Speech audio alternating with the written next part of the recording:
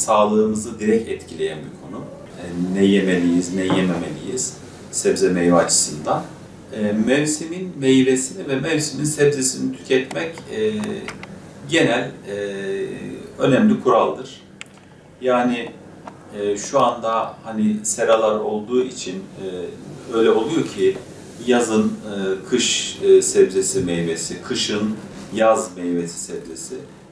Hayır, yani her mevsimde her meyve sebzeyi tüketmemize gerek yok. Genel ve basit kural yazın yaz meyvelerini ve sebzelerini, kışın da kış meyvelerini ve sebzelerini tüketmemiz en doğru beslenme şekli olacaktır.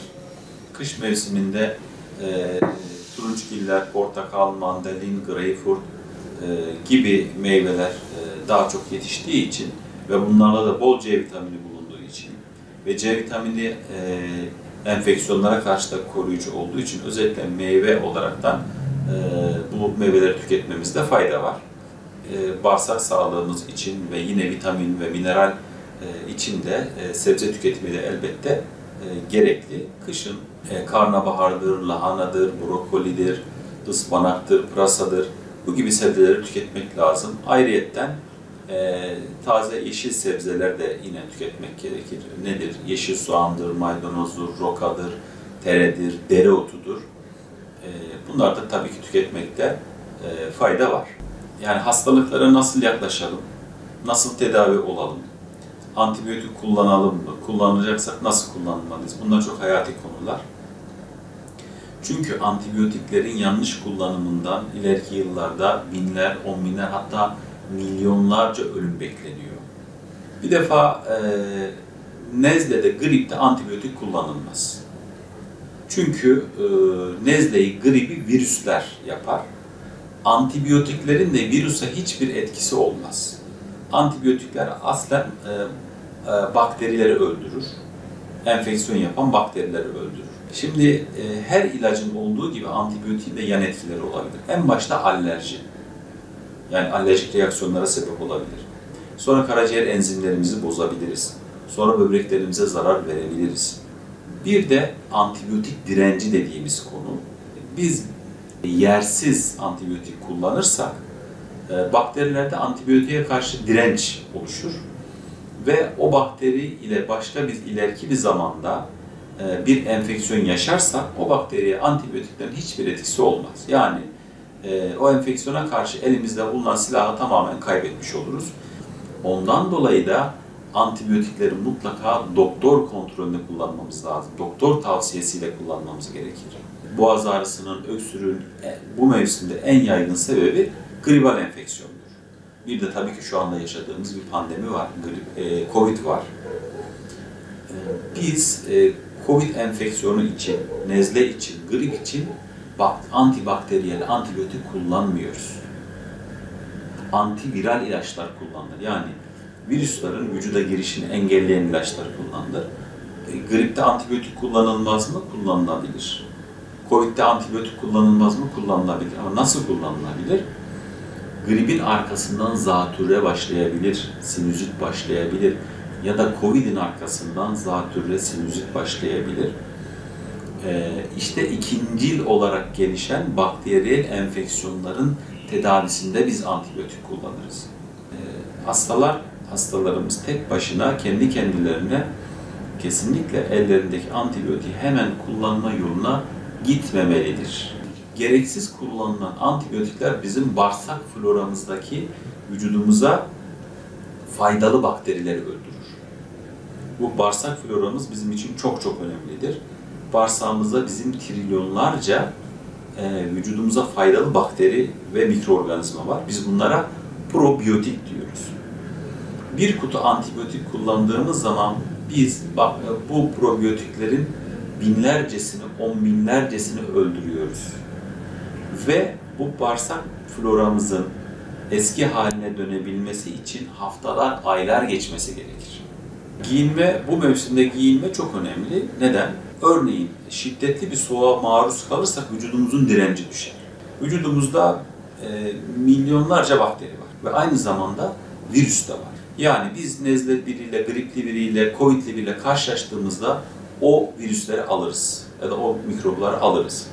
Vücudumuzun direnci iyi ise bunlar hemen enfeksiyon yapamaz. Ama vücut direncimiz kırık olursa, direncimiz düşük olursa hemen enfeksiyon başlatabilirler. Şimdi bakarız sabahleyin evden çıkmadan önce hava güneşli, üstümüzü hafif giyiniriz. Halbuki akşama doğru hava soğur, işimiz uzar, dışarıda kalmak durumunda kalabiliriz. Ondan sonra soğuğa maruz kalabiliriz.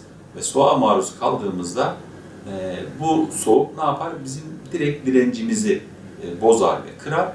Direncimiz bozuk olduğu zaman da hemen grip virüsü, Covid virüsü ve diğer bakteriler harekete geçer ve enfeksiyon oluşmasına sebep olabilir. Yani bu mevsimde biz mevsimin şartlarına uygun giyinmezsek enfeksiyona yakalanabiliriz.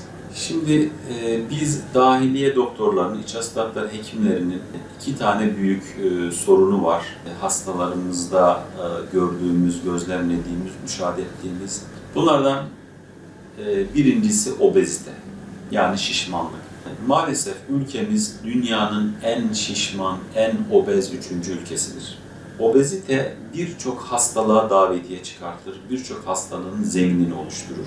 En başta diyabet, yani kilo direktmen kan şekeri regülasyonunu, kan şekeri metabolizmasını etkiler ve şekerimizin yükselmesine sebep olur. Şeker zaten başlı başına bir hastalıktır. Vücudun her yerini bozabilen bir hastalıktır. Gözümüzü, kalbimizi, böbreğimizi, beyin damarlarımızı bozabilen bir rahatsızlıktır. Obezite ayrıyetten tansiyonumuzu yükseltir. Kolesterolümüzü yükseltir. Ve kalp damarlarımızın tıkanmasına sebep olabilir. Yani kalp damar hastalıklarına sebep olabilir. Ve yine maalesef bütün Avrupa ülkeleri içerisinde en sık kalp krizinin olduğu ülke Türkiye'dir. Bunun da zemininde en önemli neden olaraktan obezite ve şişmanlık yatar. Yine obezite karaciğerimizi bozar, karaciğer yağlanmasına sebep olabilir, siroza neden olabilir. Bir de iskelet problemlerine sebep olur. İşte bel fıtığıdır, dizdeki eklemlerimizin, kıkırdaklarımızın aşınması, topuk dikeni, ayak bilek sorunları gibi sorunlara sebep olabilir, ağrılı durumlar. Yani bu konuyu hastalarımız, insanlarımız özellikle gündemine almalı. Bir başka çok ciddi sorunumuz Türkiye'de sigara bağımlılığıdır. Bugün Türkiye'deki nüfusun maalesef %40'ı sigara bağımlısıdır. Biz her gün sigaradan dolayı bu ülkede 300 insanımızı kaybediyoruz. Yani bu çok ciddi bir rakam. Bunu aya vuralım, bunu yıla vuralım. Yani yılda orta ölçekli bir ilimiz tamamen sigaradan dolayı ölüp gitmekte. Sigara koaha sebep olur, akciğer kanserine sebep olabilir, gırtlak kanseri, yemek borusu kanseri, mide kanseri, mesane kanseri. Ayrıca tansiyonumuzun yükselmesine sebep olabilir. Kalp damarlarımızı tıkar, beyin damarlarını tıkar, kalp krizi, felç bu gibi ciddi durumlara ve sorunlara sebep olur. Şu an ülkemizde 100 binden fazla insan sigaradan dolayı oluşmuş kanserlerle boğuşmakta. Ondan dolayı herkesin, yani çocuğumuz, gencimiz, yaşlımız bu konuyla çok ciddi bir şekilde ülke sağlığı adına mücadele etmemiz gerekir.